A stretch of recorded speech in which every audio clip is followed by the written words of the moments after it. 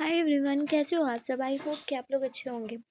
तो आज के इस वीडियो में मैं आप लोगों को अर्धनारीश्वर चैप्टर का कंप्लीट ऑब्जेक्टिव क्वेश्चंस करवा रही हूँ। ठीक है, आप लोगों का काम है कि आप लोगों को वन बाय वन करके इन सभी क्वेश्चंस को अच्छे से पढ़ना है। ठीक है, और कहीं पे कोई डाउट होगा तो प्लीज़ मुझसे पूछ लीजिएगा।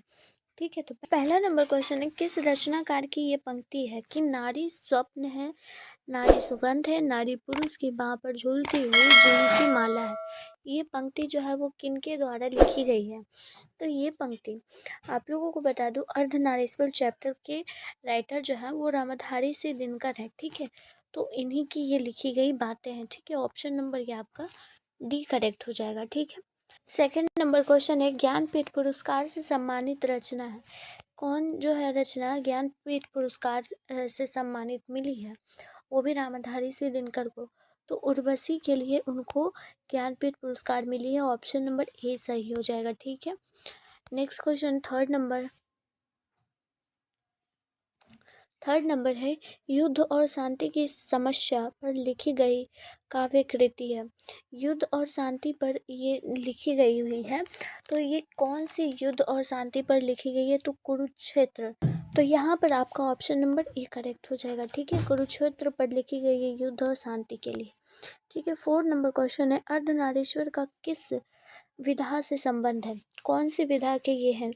तो ये निबंध है। ठीक है, अर्धनारीश्वर जो है वो निबंध है। विधा का मतलब हो गया कि चैप्टर के बारे में पूछ रहा है कि ये चैप्टर जो है क्या है, कहानी है, निबंध है, एकांकी है, छंद है, ये पूछा जाता है। ठीक है, इसी से आपको पता चलेगा। 5 नंबर है, अर्धनारीश्वर शीर्षक निबंध के निबंध कारक कौन है? अर्धनारीश्वर चैप्टर को लिखने वाले रामधारी सिंह दिनकर है। ऑप्शन नंबर ए, जो कि बिहारी हैं, है ना। 6 नंबर क्वेश्चन है, रामधारी सिंह दिनकर का जन्म कब हुआ था? तो रामधारी सिंह दिनकर का जन्म जो है वो 23 सितंबर को हुआ था, ये याद रखिएगा। लेकिन यहाँ पर कुछ छूट गया है, यहाँ पर होगा 23 सितंबर 1908। ठीक है, 23 सितंबर 1908 को इनका जन्म दिवस है, ये याद रखिएगा, बहुत ही इम्पोर्टेंट है। ठीक है, 7वां नंबर क्वेश्चन है, रामधारी सिंह दिनकर का मृत्यु कब हुआ था? अब इनकी मृत्यु के बारे में पूछा गया है। ठीक है, तो इनका मृत्यु जो है वो 1974 को हुआ है। ठीक है, 24 अप्रैल 1974 को। ऑप्शन नंबर सी सही हो जाएगा। ठीक है, 8 नंबर क्वेश्चन है, रामधारी सिंह दिनकर का जन्म कहाँ हुआ था? ठीक है, उनका जन्म कहाँ हुआ था ये पूछा गया है। तो सिमरिया बेगूसराय बिहार में हुआ था। ठीक है, सिमरिया बेगूसराय बिहार में। ऑप्शन नंबर डी सही हो जाएगा। ठीक है, ये सब याद रहना चाहिए राइटर के बारे में। 9 नंबर है, दिनकर को किस गद्य पुस्तक पर साहित्य अकादमी पुरस्कार मिला था? कौन सी पुस्तक पर इन्हें जो है वो साहित्य अकादमी पुरस्कार मिला था? तो उनकी जो पुस्तक का नाम है संस्कृत के 4 अध्याय, इस पर उनको साहित्य अकादमी पुरस्कार मिला था। ठीक है, ऑप्शन नंबर सी सही हो जाएगा। ठीक है, 10 नंबर क्वेश्चन है, दिनकर को कौन सा पुरस्कार मिला था? दिनकर जी को कौन सा पुरस्कार मिला था? तो पद्म विभूषण मिला था, पद्म विभूषण मिला था। Option number. दिनकर किस युग के कवि थे? दिनकर जी जो थे वो किस युग के कवि थे? तो छायावाद उत्तर युग के कवि थे। ठीक है, छायावाद उत्तर युग के कवि। Option number B sorry C सही हो जाएगा। ऑप्शन नंबर सी सही हो जाएगा। ठीक है, ऑप्शन सी।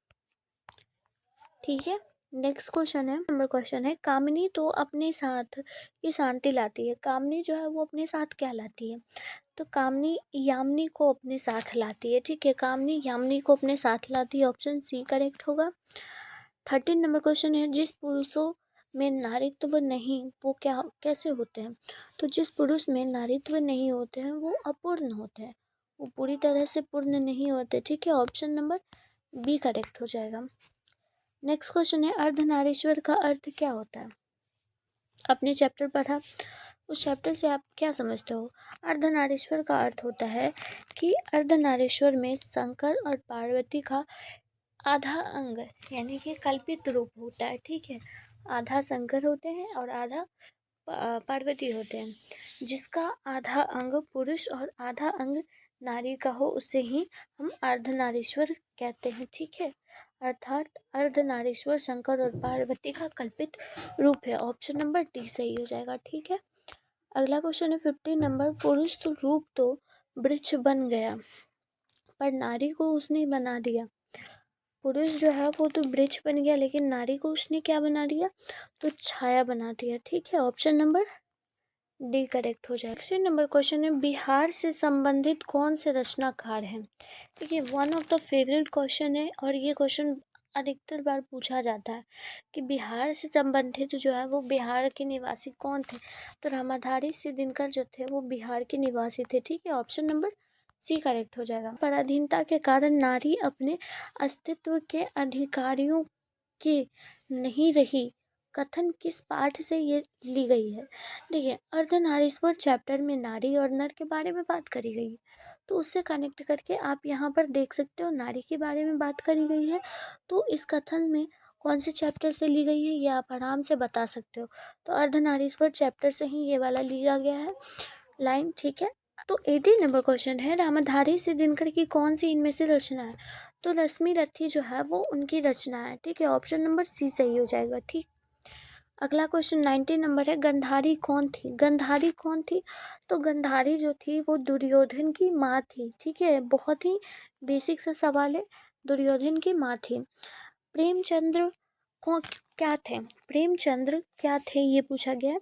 तो कथाकार थे वो, एक क्या थे, प्रेमचंद्र एक कथाकार थे। ऑप्शन नंबर बी करेक्ट हो जाए। कौन सा कृति रामाधारी से दिनकर द्वारा लिखी गई है, इन सभी में से कौन सी कृति उनकी लिखी गई है।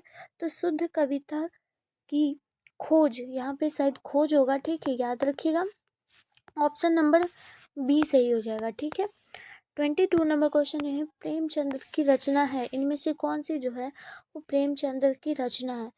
तो पूस की राग की रात, ऑप्शन नंबर बी करेक्ट हो जाएगा। ठीक है, अगला क्वेश्चन है 23 है, अर्धनारीश्वर किसका कल्पित रूप है। अर्धनारीश्वर शिव और पार्वती का ही तो कल्पित रूप है ना। अर्धनारीश्वर शिव और पार्वती का कल्पित रूप है, जिसका आधा अंग शिव है तो आधा अंग पार्वती जी हैं। ठीक है, रामधारी सिंह दिनकर के पिता का नाम क्या था। रामधारी सिंह दिनकर के पिता का नाम रवि सिंह था। ऑप्शन नंबर सी सही हो जाएगा। ठीक है, पहले भी बता चुकी हूँ, हर चैप्टर से हिंदी में आपको राइटर नेम, राइटर के बारे में, डेट ऑफ बर्थ, ये बहुत ज़रूरी है। ठीक है, और चैप्टर के कौन कौन से नायक है उसके बारे में भी जानना बहुत ज़रूरी है। मैं आपको एक डिटेल में बताऊंगी कि आपको बेसिक जानकारी क्या पता होना चाहिए, किसी भी कहानी को पढ़ रहे हैं तो क्या क्या चीज़ आपको कम से कम पता रखना है, जिससे कि आपका ऑब्जेक्टिव आराम से बन जाए, अगर आप अच्छे से नहीं भी पढ़े हो तो। ठीक है, 25 है, रामधारी से दिनकर के माता जी का क्या नाम था।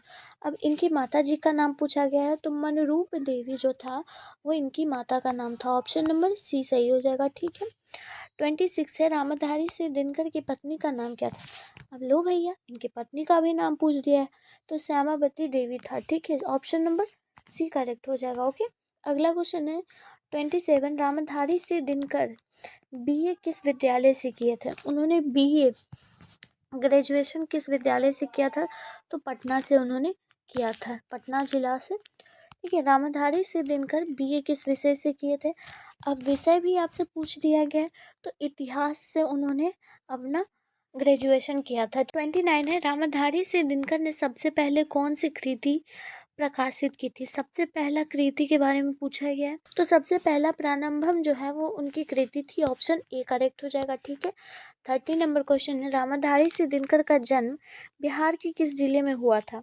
तो बिहार के बेगूसराय के जिले में उनका जन्म हुआ था। ठीक है, ऑप्शन नंबर ए करेक्ट हो जाएगा। ठीक है, आपको ये इतना याद रखना है। और 30 क्वेश्चन मैं इस चैप्टर से आप लोगों को करवाई हूँ।